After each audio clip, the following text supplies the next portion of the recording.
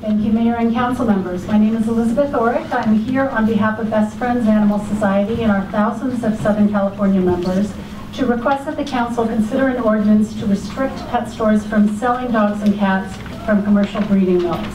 The fact is, puppy and kitten mills are in business to supply pet stores. Responsible breeders don't sell to pet stores because they don't sell to third parties and because it's not financially viable. And this pledge to never sell a puppy to a pet store can be found in every reputable breeder's code of ethics, including all of the parent breed clubs listed on the AKC website. Although the commercial breeders who do sell to pet stores may be regulated by the USDA, the federal care standards do not ensure quality breeding or a humane life for animals.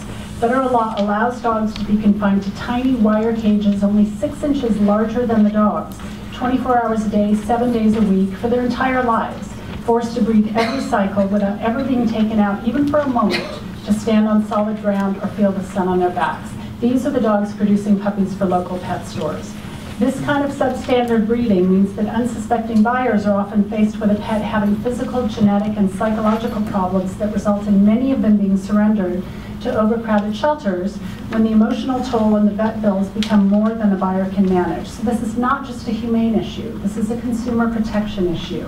And yet there is a viable alternative, which is for those stores to stop supporting puppy and kitten mills by transitioning to an adoption model, as thousands of pet stores across the country are already doing very successfully. So this kind of ordinance would not preclude pet stores from staying in business. It would not impact responsible hobby breeders who could continue selling directly to the public.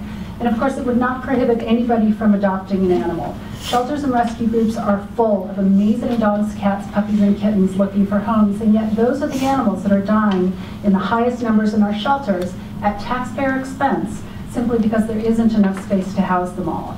A pet sales ordinance is a fair, effective, and reasonable way to prevent an endless supply of poorly bred pets from being imported into the community so that consumers are protected and fewer animals will have to suffer to supply the retail pet trade, and to relieve the burden on local shelters and therefore the taxpayers by getting companion animals out of those facilities and into retail settings where they have a greater chance of being adopted by the public.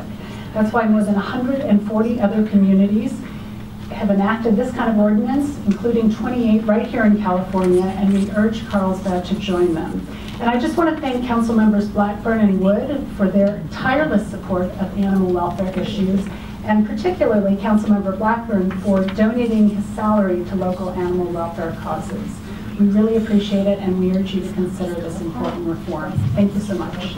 Thank you, Mary Poster.